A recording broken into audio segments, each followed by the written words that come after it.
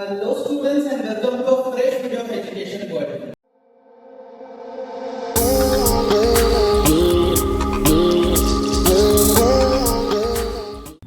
Guys, आज का जो अपना चैप्टर है, ये चैप्टर का नाम है ट्रांसपोर्ट एंड कम्युनिकेशन और ये चैप्टर हम पढ़ रहे हैं स्टैंडर्ड 9 स्टेट बोर्ड के बच्चों के लिए। गाइस, ये जो चैप्टर है इसको वन शॉट हम लोग यहाँ पर पढ़ने वाले हैं, हर एक पॉइंट्स कवर करने वाले हैं, तो वीडियो के साथ एंड तक बने रहे क्योंकि बहुत इंपॉर्टेंट पॉइंट्स हम लोग यहाँ पर कवर करने वाले हैं। होप्स आपको हर एक चीज समझेगी। अगर आप एजुकेशन वर्ल्ड पे फर्स्ट टाइम आए तो चैनल को सब्सक्राइब कर दीजिए गाइस और बेल आइकन को दबा दीजिए। गाइस, अब अपन स्टार्ट करते हैं हर एक चीज को प्रॉपर्ली समझते हैं। कुछ भी चीज अगर आपको नहीं समझी तो मैं आपके लिए अवेलेबल हूँ, आप मुझे मैसेज कर सकते हैं या डीएम कर सकते हैं मेरे इंस्टाग्राम अकाउंट पे। चलिए गाइस, वीडियो को स्टार्ट करते हैं। चैप्टर का नाम है ट्रांसपोर्ट एंड कम्युनिकेशन। चैप्टर के नाम से ही अपन हमेशा स्टार्ट करते हैं, जैसा आपको पता है। चैप्टर के नाम में अपने को दो चीज पढ़ना है, ट्रांसपोर्ट के बारे में, किसके बारे में, ट्रांसपोर्ट के बारे में, और कम्युनिकेशन के बारे में। ट्रांसपोर्ट क्या होता है, एक जगह से दूसरी जगह कोई सामान को पहुंचाना, इसी को अपन बोलते हैं ट्रांसपोर्ट। अपन एक चैप्टर पढ़ा था, मैंने वीडियो को मैंने पहले अपलोड कर दिया, आप यहाँ पे देख सकते हैं, डिस्क्रिप्शन में मैं लिंक दे दूंगा। चैप्टर का नाम था ट्रेड, चैप्टर नंबर 9। वहां पर अपने हर एक चीज को कवर किया था, तो मैंने आपको बताया था ट्रेड करने के लिए अपने को एक चीज करना तो जरूरी है, ट्रांसपोर्ट करना जरूरी है। क्या करना जरूरी है? ट्रांसपोर्ट करना जरूरी है।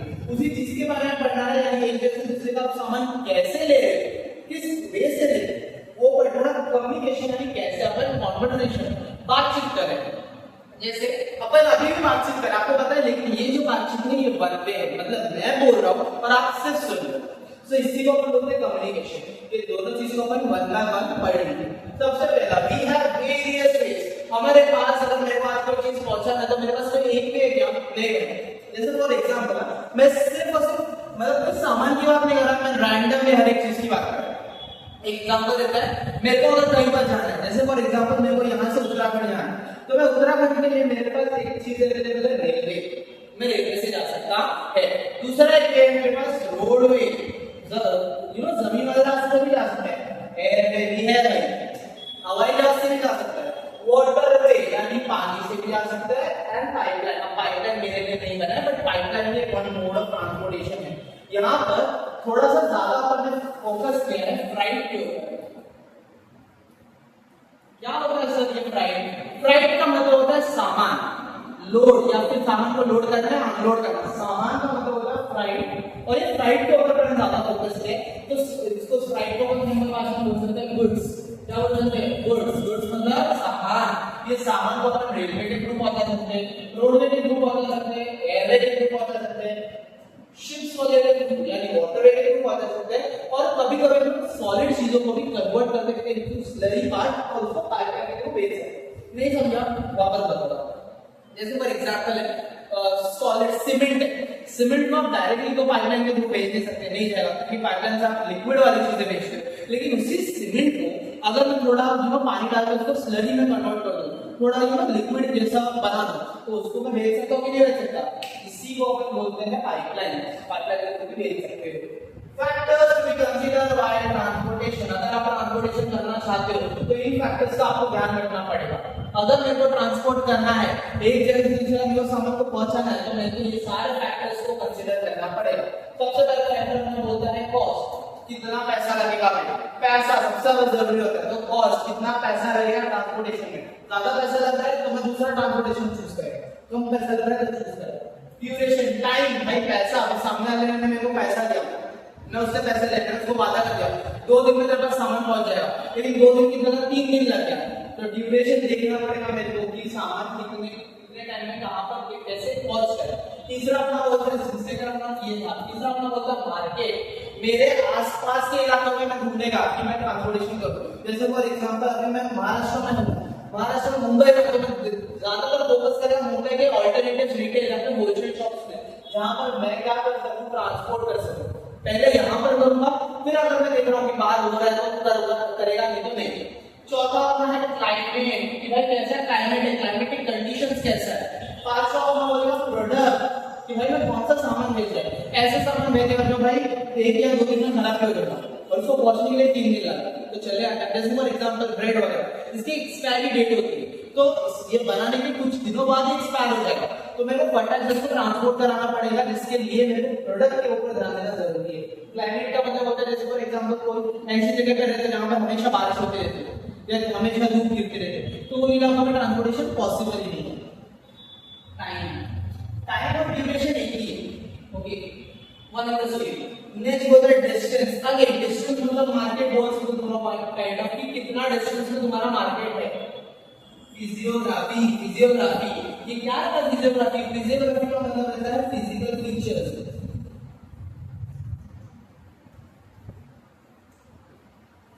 जैसे फॉर एग्जांपल कहां पर है, हिमालयन रीजन में मेरे को सामान पहुंचाने का, या जैसे फॉर एग्जांपल इंडिया के सदर्न पार्ट जिसको अपन बोलते हैं पेनिनसुला में सामान पहुंचाना है, नॉर्थ इंडियन प्लेन में कहां पर मेरे को सामान पहुंचाना है, आइलैंड वगैरह पे पहुंचाने का, इसको अपन बोलते हैं फिजियोग्राफी।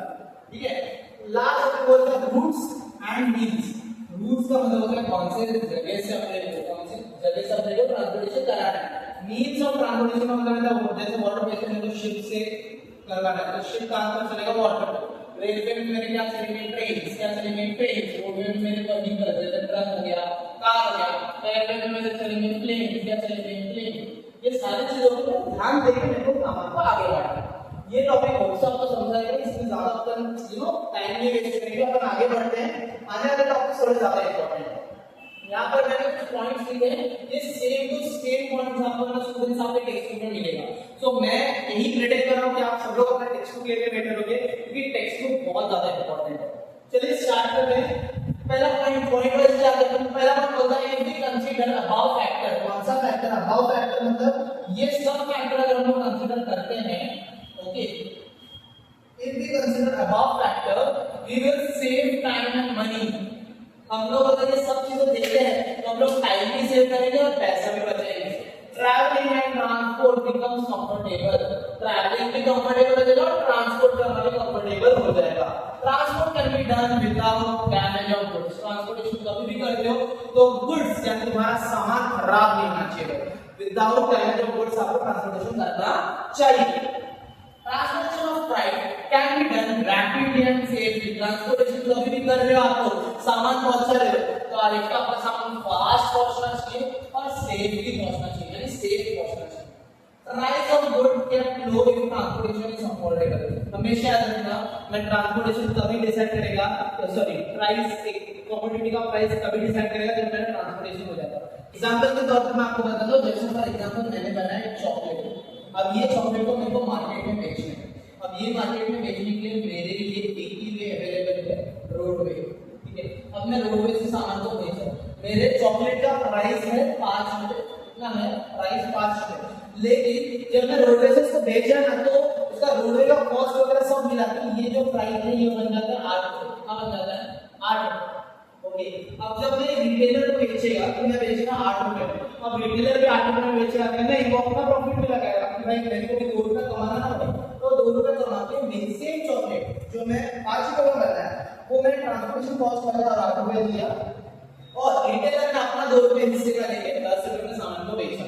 मतलब प्रोडक्ट बनने के बाद अपन उसी प्राइस में नहीं बेचते, हम लोग ट्रांसपोर्टेशन कॉस्ट ऐड करते हैं। ये पॉइंट आपको आपके टेक्स्ट बुक में भी मिलेगा, जहां पर मैंने ऐड नहीं किया। लेकिन ये पॉइंट क्या बोलता है? अगर कोई सामान है, प्राइस ऑफ गुड्स केप्ट लो, अब सामान का प्राइस लो ही रखना है। क्यों? जब ट्रांसपोर्टेशन अफोर्डेबल हो, तो ट्रांसपोर्टेशन अगर तुम्हारा अफोर्डेबल है तो भाई सामान का प्राइस जो है कम रखो। Development of transportation is an indicator of development of nation. अगर तुम लोग ट्रांसपोर्टेशन में डेवलपमेंट कर रहे हो मतलब तुम्हारा देश भी डेवलप हो रहा है, इंडस्ट्रीज भी डेवलप होते हैं, मार्केट भी डेवलप होता है। इधर तक समझ गया क्या? बस यहाँ तक अपने लिए बहुत ज्यादा इंपॉर्टेंट था। अभी ध्यान से सुनना, अभी मैं क्या बताना चाहता हूँ, क्योंकि अभी अपना सबसे इंपॉर्टेंट पार्ट आने वाला है। ध्यान से सुनना क्या बता रहा हूँ मैं, ठीक है? पार्ट का नाम है जीडीपी और पीसीआई। जीडीपी और पीसीआई ये दोनों भी इंक्रीज होते हैं, लेकिन जीडीपी और पीसीआई क्या रहता है? जीडीपी का मतलब होता है ग्रॉस डोमेस्टिक प्रोडक्ट और पीसीआई का फुल फॉर्म रहता है पर कैपिटा इनकम। सर ये तो आपने फुल फॉर्म बताया, इसका मतलब बताओ। चलो इसका मतलब समझते हैं। सबसे पहले मैं यहाँ पर लिखता है, जैसे फॉर एग्जांपल यहाँ पर मैं थोड़ा सा चेंज करता हूँ। सबसे पहले मैं मतलब लिखता हूँ जीडीपी। जीडीपी का मतलब मैंने क्या बताया, जैसे फॉर एग्जांपल एक गांव है, ओके, और एक गांव का देखो जीडीपी निकालना, तो गांव में 1 2 3 4 5 6 7 8 9 10 हो गया, ओके। ध्यान से सुनना, आपको जीडीपी और पीसीआई दोनों बताना है। पर कैपिटा इनकम कैसे निकालते हैं और जीडीपी क्या होता है, पर कैपिटा इनकम क्या होता है। जीडीपी पहले निकालना हो, जैसे गांव में एक पर्सन है जो ना कमाना 10 रुपया, दूसरा पर्सन हमारा 20 रुपया, तीसरा हमारा 20 रुपया, चौथा हमारा 50 रुपया, पांचवा हमारा 100 रुपया, छठवां 50, सातवां 50, आठवां हमारा 100 रुपया, नौवां हमारा 50 रुपया, दसवां हमारा 50।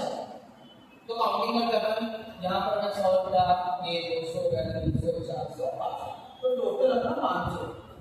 सारे गांव वाले मिलकर कितना कमा रहे हैं, 500। वैसे ही पूरे देश का जो इनकम रहता है जिसका टोटल काउंटिंग आता है उसको ही अपन बोलते हैं जीडीपी, ओके। मतलब नेशनल इनकम, देश का पूरा इनकम को अपन बोलते हैं जीडीपी। तो जो अपना अभी जैसे फॉर एग्जांपल पूरे गांव का इनकम है, तो इसको मैं क्या बोलूंगा, कंसीडर एज एन एग्जांपल, मैं इसको कंसीडर क्या करेगा, जीडीपी।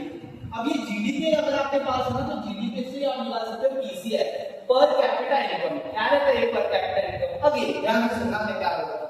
पर कैपिटा इनकम के लिए बस जीडीपी का होना जरूरी है। जैसे फॉर एग्जांपल कितना आपका जीडीपी आया 500, यहां पे फॉर्मूला बताओ, GDP upon total number of person, या तो फॉर्मूला ऐसा कोई फॉर्मूला है नहीं जीडीपी का, बट आपको इजीली समझने के लिए अभी जैसे फॉर एग्जांपल ऐसा कोई फॉर्मूला है तो ध्यान से सुनना।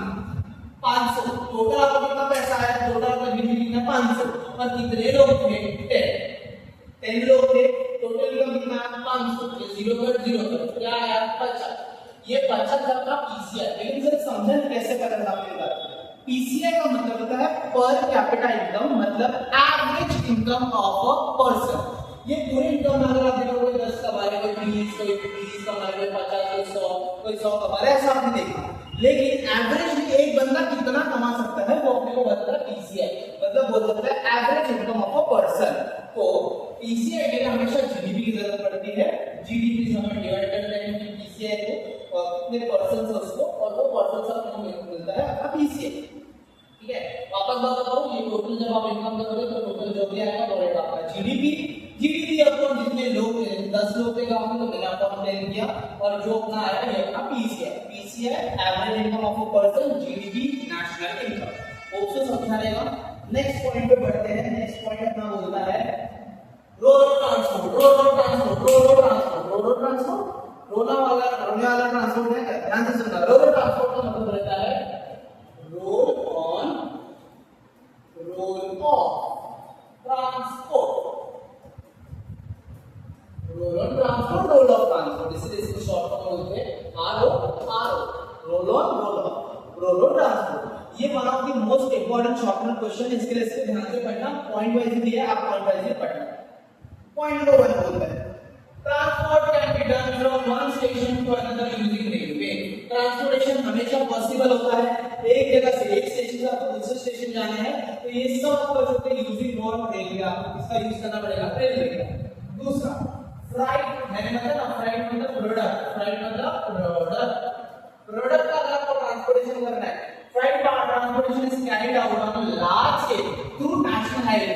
अगर आपको कोई सामान का पहुंचाना है, सामान को एक जगह दूसरे का पहुंचाना है, तो आपको नेशनल हाईवे का हेल्प लेना पड़ेगा। नेशनल हाईवे का मतलब रोडवेज। नेक्स्ट फॉर सॉल्यूशन अभी next the freight transport by truck is costlier than railway. Railway आपको कम सस्ते में आपको काम निकाल के देता है, लेकिन ट्रक से जो सामान पहुंचा जाता है वो ज्यादा कॉस्टलियर रहता है, क्योंकि ट्रक में हमें पेट्रोल भरना पड़ता है, ट्रक टोल नाके पे टोल्स भरना पड़ता है, बहुत लंबा चौड़ा चलता रहता है, बहुत प्रॉब्लम आता है, जिसके से ट्रक जो रहता है वो कॉस्टलियर रहता है रेलवे से। नेक्स्ट पॉइंट अपना बोलता है इसी को बचने के लिए अपन ने सॉल्यूशन के लिए निकाला रोड ट्रांसपोर्ट, जो अपने इंडिया में स्टार्ट हुआ। क्या हुआ रोड ट्रांसपोर्ट, इसमें जो ट्रक है लोडेड विद गुड्स, ऐसा ट्रक जो गुड्स से लोडेड है, ऐसा ट्रक जो गुड्स से लोडेड है, यानी सामान से लोड है, उसको ट्रांसपोर्ट किया जाता है स्टेशन में थ्रू गुड्स ट्रेन। वो ट्रक्स को कहां पर ट्रांसपोर्ट किया जाता है, स्टेशन में। स्टेशन से उनको कौन लेके जाएगा, ट्रक्स को ट्रेन लेके जाएगी। कौन लेके जाएगी, ट्रेन। फ्रॉम देयर ट्रेन एक बार ट्रक को अपने डेस्टिनेशन में, जैसे फॉर एग्जांपल यहां से मुंबई से निकल रहा है, तो मुंबई से सारे ट्रक्स ट्रेन में गए, ट्रेन से फटाफट मेरे को रत्नागिरी लेके जाना था, तो रत्नागिरी पहुंचे।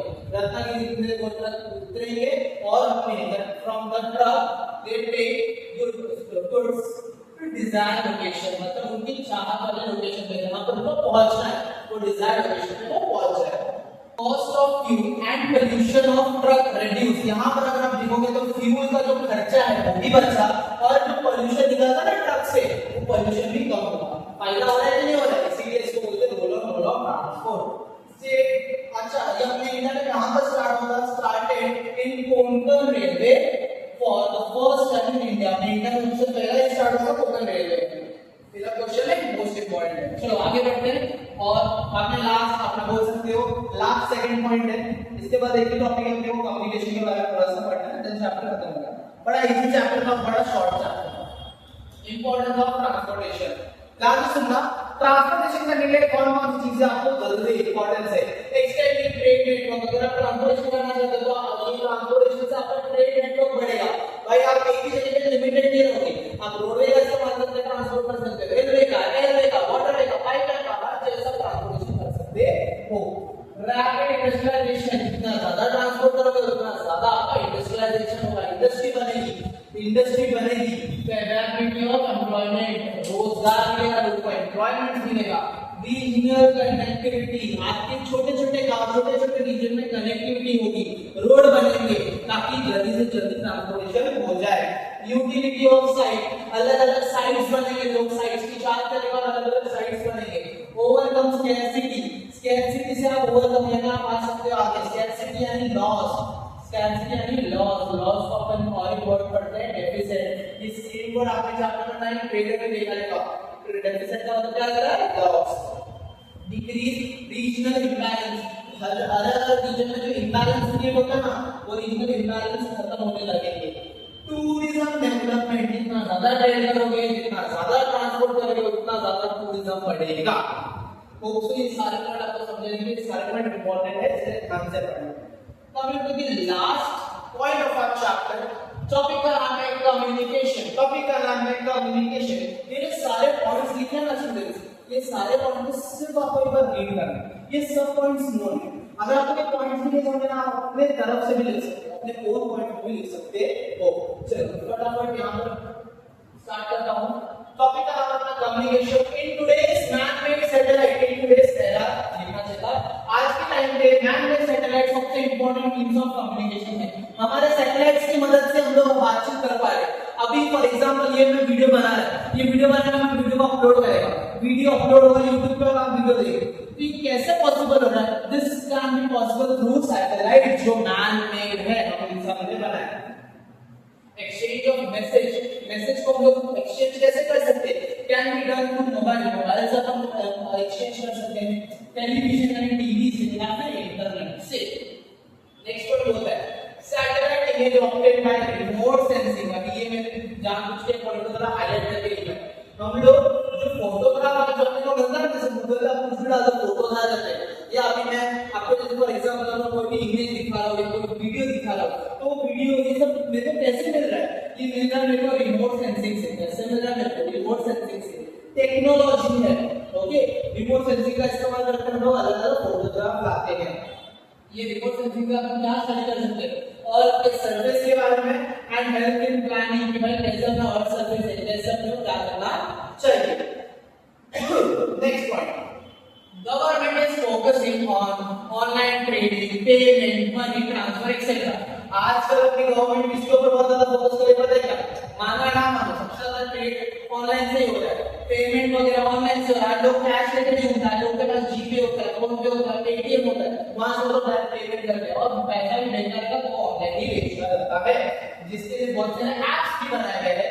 जैसे तो आपको पता ही है, ऐप्स भी बनाए गए, डेवलप किए गए, जैसे भीम है या फिर एसबीआई एनीवेयर नाम का एक ऐप है। ये सारे ऐप क्यों बनाए गए हैं? थ्रू दिस ये सब के वजह से आप बिल को पे कर सकते हैं, इलेक्ट्रिसिटी बिल पे कर सकते हो, आप किसी चीज को बाय कर सकते हो या किसी चीज को कैरी कर सकते हो। ऑनलाइन घर बैठे बैठे आप कुछ भी मंगा रहे हैं, कैरी करना हो इसको, खरीदना हो इसको, या फिर आपका बिल पेमेंट भी आप कर सकते हो। Now it is available for video call and video conferencing. Video call, India में बैठ के फॉरेन नेशन में वीडियो कॉल लगा सकते हो, बराबर। वीडियो कॉन्फ्रेंसिंग कर सकते हो, वीडियो कॉन्फ्रेंसिंग मतलब वीडियो कॉल, वीसी मीटिंग मतलब एक साथ बहुत सारे लोग कनेक्टेड हो जाएंगे। Now by this many grind, अब ये सब तो अच्छा आपने सीखा, लेकिन क्या कम्युनिकेशन से ये सैटेलाइट का हम लोग को बना दे सकते हैं, अच्छा हो जाएगा? नहीं, इसके कुछ नेगेटिव इफेक्ट्स भी है। क्या है? By this many grinds have associated like website, email hacking, fraud है एक्सेट्रा। ये सबसे क्या हो रहा है? ईमेल हैक हो रहा है, वेबसाइट्स हैक हो रहे हैं, फ्रॉड हो रहा है। यू नो ऐसे व्हाट टाइम से एक फ्रॉड, नॉर्मल फ्रॉड चलता रहता है कि हेलो आपका ओटीपी आया था, आप मेरे को ओटीपी बताओ, आपको मैं लिंक भेज रहा हूं, वहां पर क्लिक करो, आपका मेरे को बैंक आईडी, बैंक का मेरे को अकाउंट नंबर बताओ। ये सब करके फ्रॉड कर रहे हैं, लूटते हैं लोग, थेफ्ट, चोरी करते हैं, ईमेल वगैरह हैक करते हैं, अकाउंट्स हैक कर दिया जाता है। तो ये सब होता है जिससे क्राइम बढ़ता है। We should not reveal personal or sensitive information.